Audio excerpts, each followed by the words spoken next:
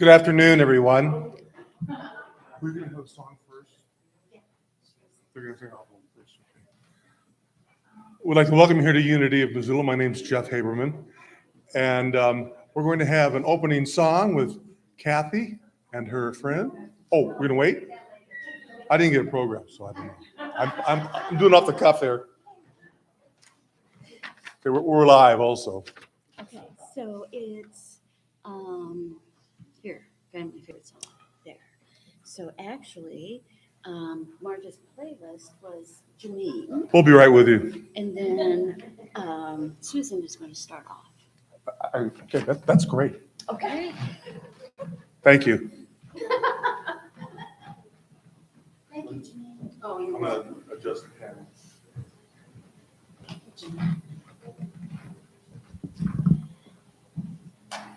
Well, good afternoon. Welcome to a celebration of life, a celebration of the life of Marjorie Haskell Franzreb. I'm Reverend Susan Gum, and I'm honored to be given this precious gift in sharing you a slice of Marge's life story.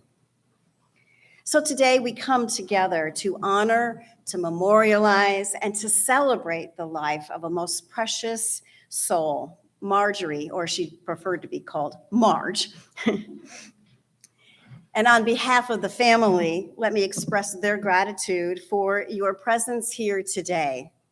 It is such a part of our nature, our souls, and our very beings to stop all activities and just pause for a moment to acknowledge the depth and the importance of a life, and to spend some time reflecting in gratitude for a woman who passed through your life, leaving a wide swath of love and memories.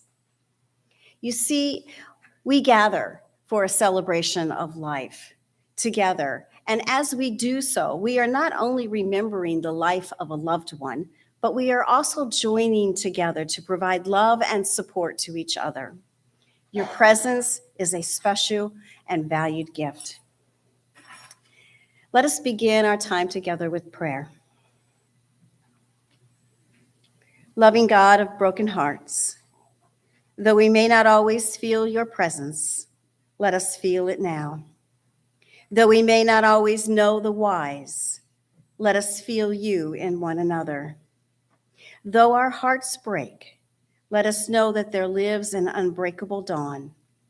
We come to this sacred moment in this sacred place with heavy hearts, that this wonderful woman is no longer a part of our lives. Marge, beloved mother, grandmother, great-grandmother, and friend, whose soul was such a vibrant part of our world, we send you our love. And God, we ask for your strength in the days ahead. Be with each person here today as they seek comfort in memories, in hope, and in faith. Hold their hands and walk by their side. We ask for your blessing, your calming spirit, and your promise of peace for those that loved Marge. Thank you for this sacred moment, for this life, and for your world. Amen. I'd like to begin by offering my deepest condolences to Marge's daughters, Janet and Kathy, and her grandchildren and great-grandchildren. Some are watching us today. Some couldn't be here. So blessings to all of you. It is a blessing to have had Marge touch our lives, whether you knew her for a long, long time or a very short period of time, because she was an inspirational woman who loved life and gave everything she had to the life of others. I'm going to share with you some words from an unknown author. A death has occurred, and everything has changed by the event. We are painfully aware that life can never be the same again, that yesterday is over, that relationships once rich have ended. But there is another way to look upon this truth. If the life went on the same without the presence of the one who has died, we could only conclude that that life we remember made no contribution and filled no space and meant nothing. The fact that the person left behind a place that cannot be filled is a tribute to this individual. Life can be the same after a trinket has been lost, but never after the loss of a treasure. Marge was indeed a treasure, a very special and unique child of God. So a little bit about Marge's story. Marjorie Haskell Franzreb came into the world on July 31st, 1925 in Lafayette, Indiana, as the firstborn child of Truman and Hazel Heighton. She was a miracle baby, as she only weighed 3 pounds. The death rate in 1925 was 12%. And thanks to her ingenious father, Truman, who was an agricultural engineer, he placed her in a pig incubator, and she thrived.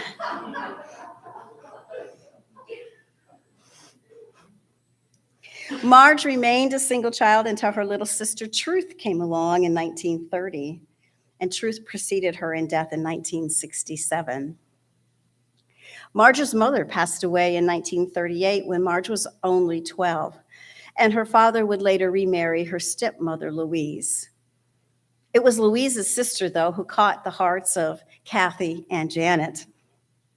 Aunt Mildred was a favorite, and although not blood, they told me that she was indeed family. Marge graduated from high school in Harrisburg, Illinois in 1943, and then she went off to Purdue University, where she obtained her degree in 1947 in restaurant management. Marge was multifaceted and a trendsetter for her times. She started her career working for Stouffer's in Chicago as an internship in the summer while studying at Purdue. Later, her career consisted of working for the state of Illinois, assistant home advisor for Purdue County, and employed by the state of Indiana for 11 years. She was a substitute teacher for a while and enjoyed other small careers along the way. But most noteworthy is that Marge was a 50-year charter member of Chapter MI of PEO, which is a philanthropic, I always have a hard time with that word, educational organization. And this organization raised money for women to go back to school. She met her future husband, Walter Franzreb, at the county fair. What a wonderful place to meet someone. Well, they were actually working for the same company. She was demonstrating new kitchens. Think about that. And Gil was working in another booth. Evidently, some magic must have happened, and they were married in 1949. Since they both worked for the same company, however, when they got married, Marge was fired. But I know divine order gave her something better. Marge and Gil gave birth to their first daughter, Kathy, in 1952, and Janet came along in 1954. Kathy was born in Landstuhl, Germany, and Janet in Peoria, Illinois. Kathy and Janet shared with Linda and I how important education was to their parents. When they traveled, there was always something to learn on the trip. Marge was inquisitive and always researching things. She could not just let things lie. She always wanted to know something more about every single subject. And when Gil was diagnosed with cancer, Marge kept looking at alternatives and other things that could be done. Unfortunately, Gil passed in 2009. Marge and Gil lived in Lincoln, Illinois until 1958, when they moved to Springfield, then off to Indianapolis in 2001, and then settled in Westfield, where Marge's dream was to live in a house by the water, which she did. Mom's house was conveniently 7 minutes from Janet's. Marge left the Westfield home and came to Missoula at the age of 88 in 2013, 4 years after Gil passed. And so then she was close to Kathy. Kathy and Janet shared with me that they are so very grateful for their parents because they grew up in a loving family. Kathy said that her mom's passion of the outdoors is actually what encouraged her and brought her to Missoula. Education was not only a priority, but so was church. They were made to go to church until age 18. Linda has more about that story. Kathy and Janet shared that they camped and traveled often to visit family. And wonderful memories, wonderful times being with family, seeing others came out of that. Marge and Gil made sure that their girls grew up to be independent. One memory that they shared was going to the New York State Fair in 1964. Now, I am sure there was a lot to learn at the State Fair, as most of them have all kinds of educational things. But all of us that knew Marge knew that she made friends wherever she went. She embraced everyone as family. She loved nature. She loved gardening, reading, baking, and writing. In fact, her father, stepmother, and mother Hazel all wrote. Marge submitted articles to guidelines. She even submitted an article to highlights.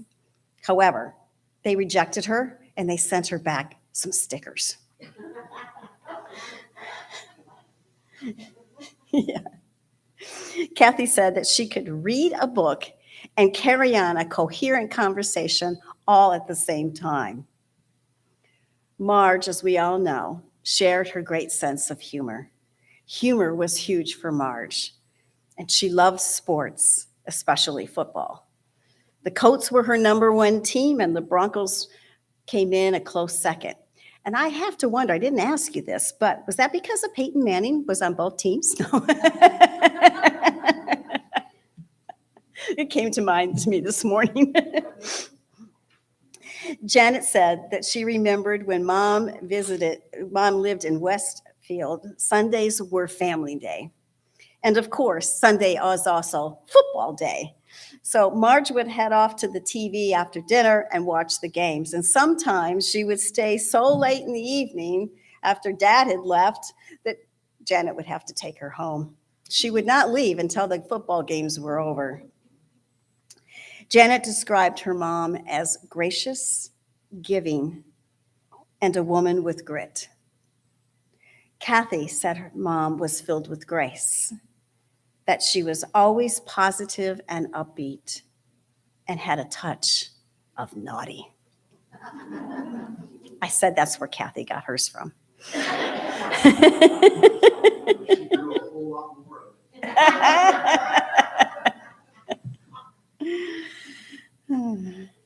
Marge left this side of life on June 22nd in grace and peace with her daughter singing by her side.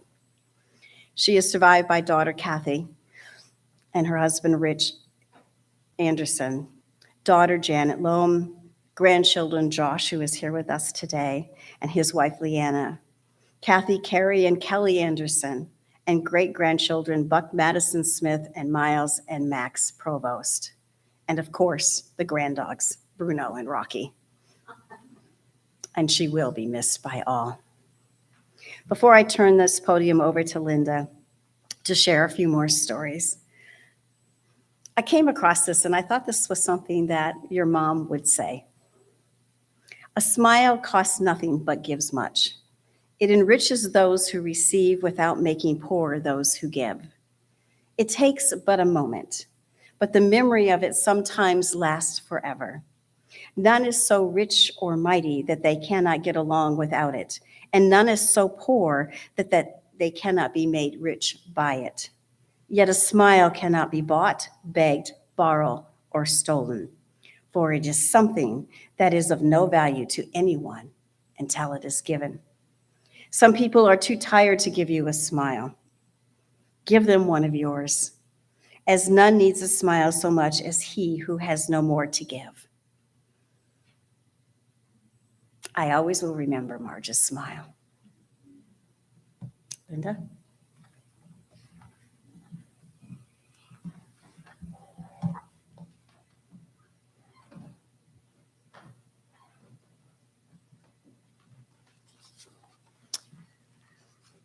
Well, I get to tell the story about how Marge ended up at Unity. And that was quite a journey. I was told yesterday when we were visiting that Marge never felt a particular spiritual connection, even though she was, again, required. Church was a requirement. And I forget whether it was the Presbyterian church first, and then the Methodist church, and then the Presbyterian church, but anyway, when she got married is when she first started really feeling a spiritual connection and understanding her purpose with that religion. She and her husband Gil became integral parts of what they belonged to. And they would be the ones who would go early and get the doors open and the programs out and make sure everything was in line for whoever was speaking and playing. And they always picked the last two chairs in the sanctuary and put their coats there while they ran around and did all kinds of other things in the church. And when they discovered Unity, which was after a particularly unhappy experience with a minister, I'm not sure what Presbyterian, Methodist minister, who was kind of old-fashioned and kind of strictly interpreting things so that he was full of hell and brimstone. And after, I don't know, a month or 2 months or a year of hearing this same stuff every Sunday, Marge and Gil kind of went, this just doesn't feel very good. Maybe it's time for us to look for something different.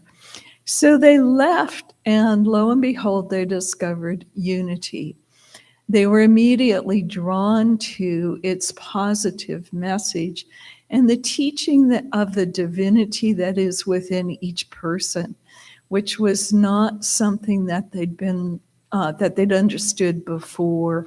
So they, again, became integral parts of their Unity Church there in Illinois. And again, they came early every Sunday and set everything up and kept everything running. And you'd know they were there because their coats were on the back pews, while they were busy running around getting things lined up. Well, Kathy told me that one time she, I don't know whether it's you and Rich or you and Janet, you and Rich decided to make a surprise visit. And so they flew in and they got a taxi cab to the church. And they tried to get there early enough so that they could sneak in. And sure enough, they did get there early enough, but the coats were already there. So Kathy very carefully picked up the coats and moved them 3 pews over so that when her mom and dad came back to their seats, who could have possibly moved those coats? But then Kathy had to go to the bathroom. And guess who was in the bathroom? So not Dad, no. So the surprise was not quite as good of a surprise, but it was still a pretty happy reunion and kind of funny to discover somebody had moved your coats, and it turns out to be people in your family. Who would figure? So I really love Marge. She was just such a light, and I thought this was really good story because I could always count on her being at the very back of the church, sitting in her wheelchair and greeting everybody with a smile and a hug and oh, you look so pretty today, she'd say. Oh, I love what you're wearing. The kind words. She just was, never had anything bad to say that I ever heard. And she'd thank me every time I did anything. I know that was pretty common for everybody. She was, today's word from the daily word is kindness. And I thought, such a perfect word for the day. in honor of Marge. They couldn't have picked a better word. So she was kindness. She made friends wherever she went, as Kathy said. And I always felt she definitely had a spiritual connection, whether it was cloaked with a little bit of naughtiness or not. I do have a couple of short messages from, one is from Kelly Provost, her granddaughter, right? And the other one is from Carrie Anderson. Carrie says, I'm so very sad to not be in person, sharing my heartfelt condolences for the passing of my grandma Marge, and also my condolences to her beautiful daughters, Kathy and Janet, son-in-law / my dad, Rich, and grandson, Josh.